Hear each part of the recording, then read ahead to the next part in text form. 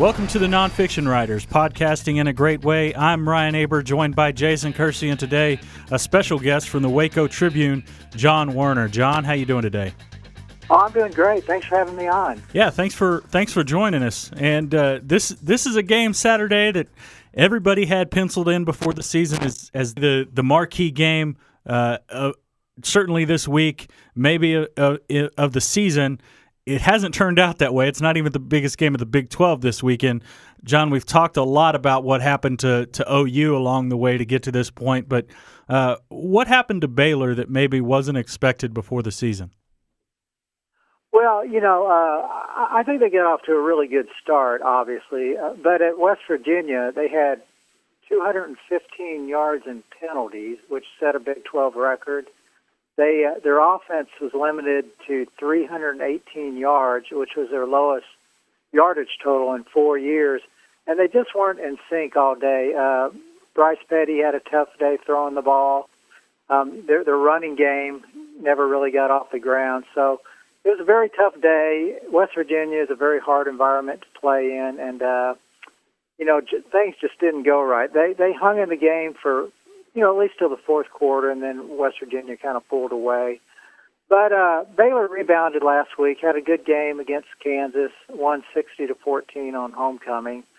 So I think that maybe got their confidence back a little bit, even though Kansas is the last place team. But I think they just kind of needed to play well coming into Oklahoma, and I think we'll see a pretty motivated team coming up to Norman. Yeah, John, this is Jason. One thing we've looked at up here and written about this week is the struggles Baylor has had against ranked teams on the road. I don't think they've won a true road game against a ranked team since 1991. Is that something that they think about? And also, what do you think has caused those problems, even as Baylor's gotten a lot better? I don't think they've thought about that a whole lot, just beating a top 25 team on the road, because they've been pretty good on the road in the last 3 years, even though they may have not beaten one of the higher-ranked teams. But their road record has been pretty decent. Now, the 0-11 in Norman, I think, is an issue, and that was brought up a lot at yesterday's press conference. And, they played pretty well 2 years ago. They lost 42-34 to the Sooners in Norman. And, I think that's kind of the big monkey they want to get off their back. It's just winning a game in Norman. And you wrote a little bit about that, I believe it was in today's paper, also about their struggles just in Oklahoma in general. I think it's been 18 consecutive times that Baylor has lost in the state since beating Tulsa in 1995. What did those guys have to say about that yesterday? Well, they didn't really talk about the other games, other than the Oklahoma game. Going to Stillwater has pretty much always been a disaster for them. Like, last year it was 49-17. I think they've actually played a little better in Norman, especially like I mentioned 2 years ago. And, I think most of those guys at least some of the veterans on the team kind of remember that game more than anything else. And, yeah, The offense, has looked really good at times, and then, like you said, against West Virginia, they struggled a little bit. Do you think that maybe they haven't produced at the levels they did quite last year? Did Bryce Petty's injury at the beginning of the year set them back at all, do you think? Maybe some. He says he's okay, but I tell you, his accuracy has really been off. Last 4 games, he's been under 40%. Under 50%. So, a lot of those have just kind of been short passes that he, like 7 or 8 yard outs or just little dump passes that he's missed. And, that's not typical of him. Last year he was much more accurate. He completed 62% last year. This year he's down to 54%. So I think that's one thing that's really kind of bothered him lately. I think he'd very much like to get that percentage up and just be on the same page with his receivers a little more. After Saturday's game, Bryce Petty didn't shed a whole lot of light on that game and his performance in that game. he pulled a Bill Belichick and kept saying, we're ready for OU, we're ready for OU, we're ready for OU. How did that play with not only the rest of his team and Art Briles, but you all that were there in the room and with Baylor fans? Well, I'll tell you, it was really bizarre because Bryce is usually the most talkative, friendliest, nicest guy who'll always respond to your questions. So it was really strange. I think it was just a little frustration on his part. I just think he's a little frustrated, with his accuracy mainly, and that he hadn't, passed as well as he wants to. And I don't think the team really minded much. Coach Briles kind of just brushed it off a little bit. He said, I wish I'd said that. I think you just got to stick it up for him a little bit. But I don't think it really bothered the team at all. And, Bryce is back to his old self yesterday, just friendly, joking around, just, giving you great quotes. So I think that was just a one-time glitch. When West Virginia beat Baylor, it seemed like they had some success getting pressure on Bryce. And that's obviously what the OU defense does best. The secondary hadn't been great, but the front seven can really get pressure on opposing quarterbacks. Is that something that he's really susceptible to, do you think? Yeah, I think he's, in the games he hadn't performed really well, I think he has gotten a lot of pressure. West Virginia put a whole bunch of pressure on him, had a bunch of blitzes, they had this weird 3-3-5 alignment, I think, threw them off a little bit. So, especially after the non-conference, which he hardly even got touched. So, yeah, I think the pressure, just the pass pressure has rattled him a little bit, and I think that's something he's trying to deal with. And how have the running backs done in this offense? We hear a lot about Bryce Petty and the receivers and the job that they do, the big numbers they put up, but a lot of the talk from the OU side was how effective Baylor is at running the ball and starting their offense there and then working off of that with the pass. Yeah, Shock Linwood just had an excellent year. He's leading the Big 12 in rushing. He's a real durable back. He's a strong, tough guy. Last year he had 182 yards rushing against the Sooners. That's kind of his breakout game. But he's a guy they really depend on. Devin Chafin's been hurt some, but he came back last week. He had 112 yards rushing against Kansas.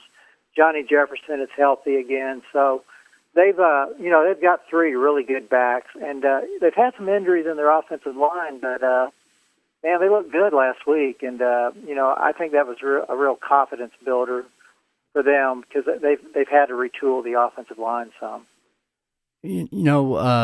John, TCU and Baylor obviously played that crazy game down in Waco, and now they each have one loss. TCU is the team though that seems to be getting more of the buzz, and maybe more people are predicting them to go to the college football playoff. They were ranked higher in the first committee rankings. Did that surprise you that TCU, despite losing to Baylor and having the same record, was ranked above them in the committee rankings? No, not really. I think they've played the tougher schedule so far. Beating Oklahoma was a really big deal.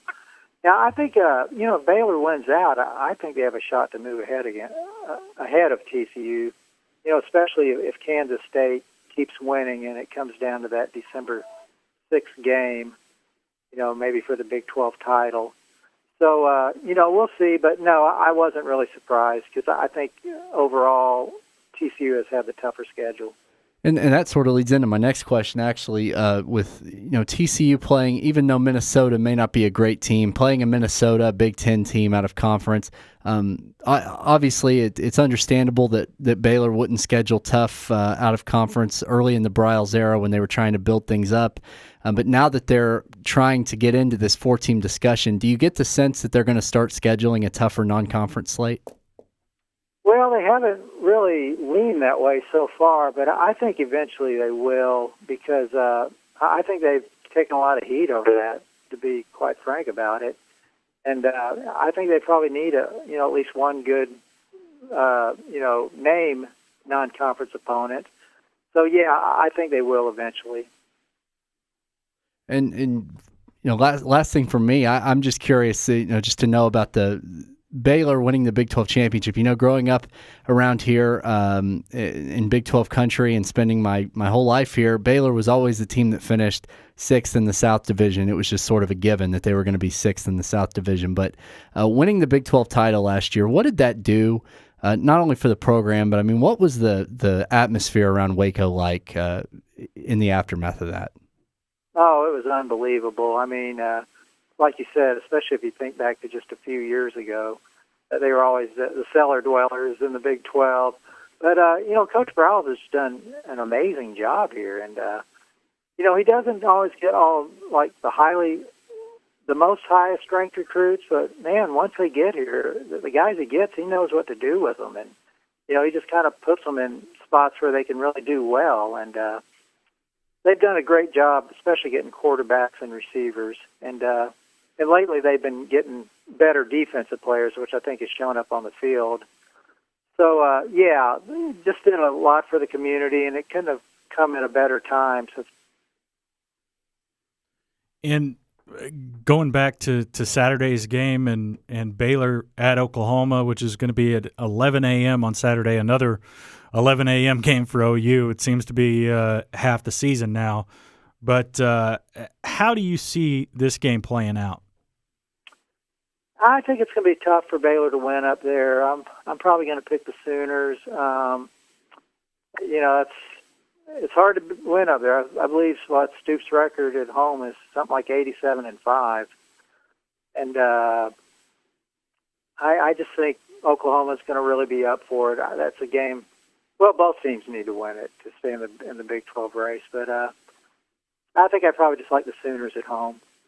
Yeah, I think I'm with you there. I think there's going to be some points scored in this game against both these defenses. I think the offenses have the upper hand, but I think OU is I haven't figured out exactly what my score is going to be, but probably by a touchdown. What about you, Jason? Yeah, I'm going to pick OU to win. I think that they really seem to come to play in these games a lot of times. However, having said that, of course, the last few times there's been a really, really highly ranked team in Norman. OU struggled. I think back to Kansas State 2 years ago and then Notre Dame. But on the whole, I do think that the Sooners will get the win. It just seems like they're starting to pick up steam at the right time. And then, just considering the struggles that Baylor has had in Norman, sort of equals an OU win, in my opinion, I think. Well, all right, John. Well, hey, we really appreciate you taking the time to join us today. Okay, anytime. Thanks, guys. Yeah, thank you.